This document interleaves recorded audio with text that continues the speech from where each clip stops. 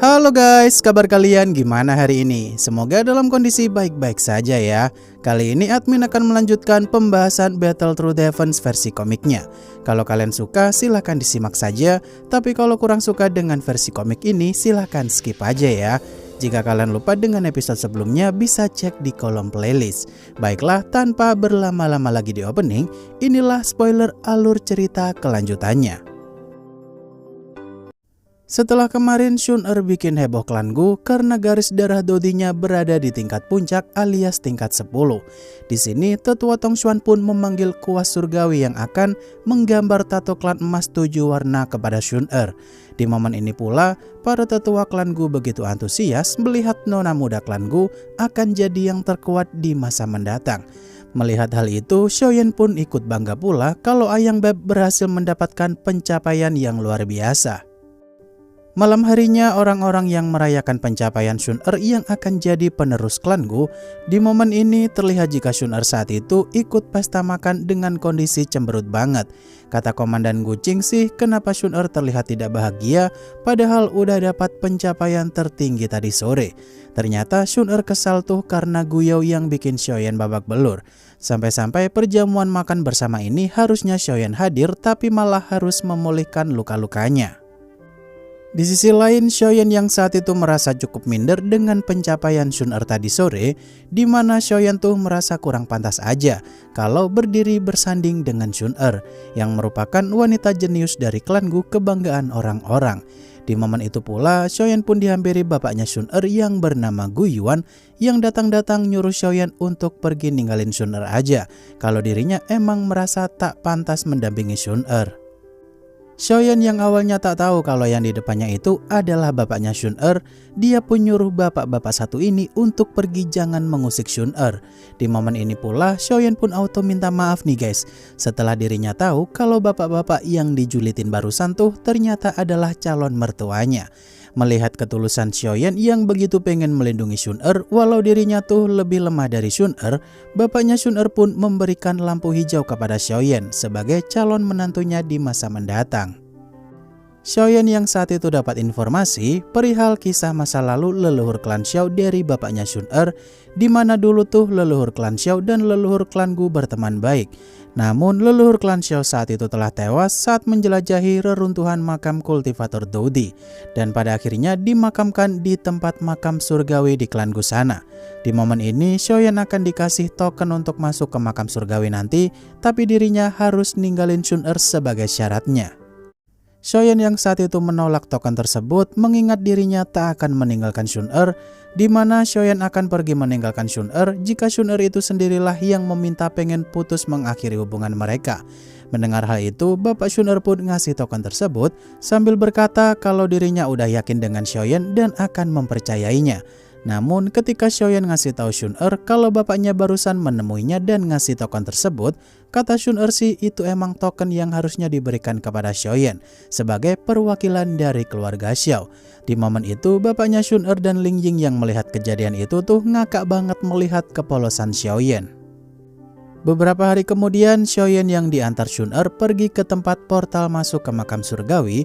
Terlihat jika banyak sekali dari perwakilan beberapa klan kuno yang mau menjelajahi di makam tersebut udah ready aja.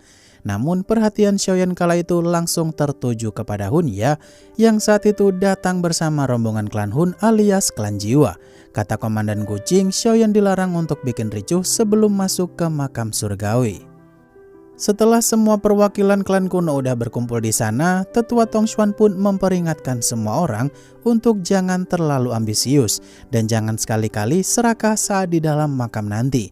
Jika mereka tak mau mati mengenaskan akibat keserakahan mereka sendiri.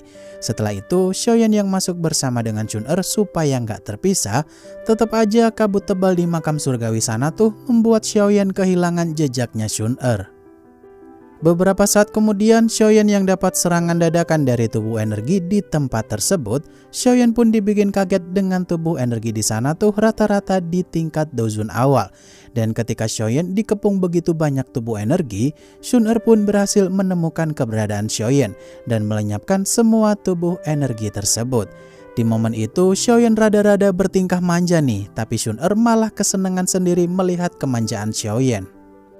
Xiaoyan yang saat itu melanjutkan perjalanan dengan Shun-Er. Di momen ini sih Shun-Er menjelaskan pula kalau ternyata di makam sana tuh ada 3 lantai.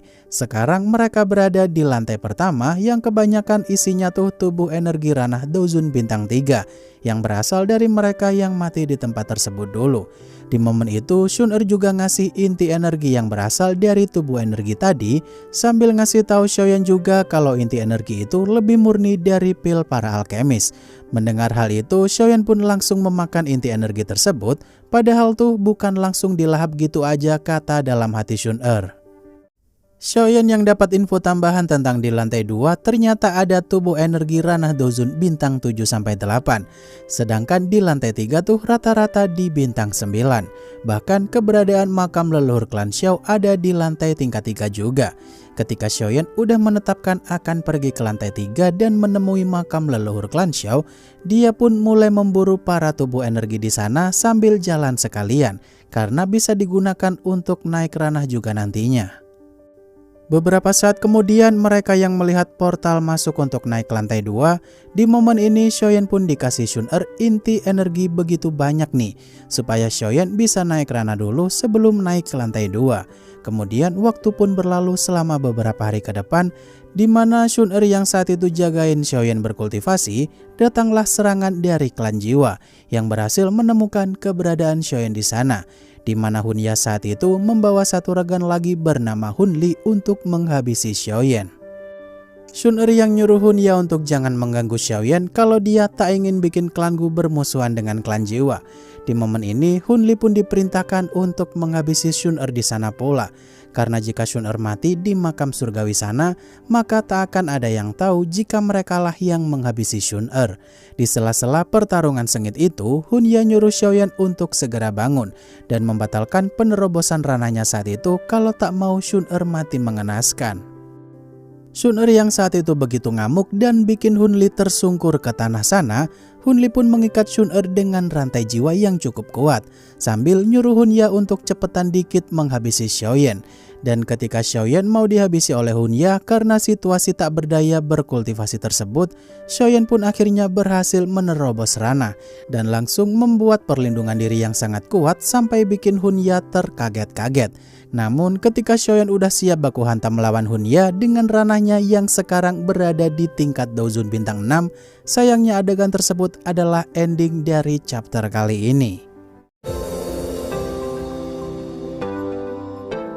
Waduh, chapter berikutnya bakal gimana tuh? Apakah Hunya bakal dibikin mampus sama Xiaoyan atau hanya babak belur doang terus dia kabur? Untuk lanjutannya sabar ya guys, admin usahakan cepet kok. Insya Allah sih 2 kali dalam seminggu, kalau nggak hari Kamis ya hari Sabtu. Baiklah, akhir kata terima kasih udah nonton sampai akhir dan sampai jumpa di video selanjutnya ya. Bye bye.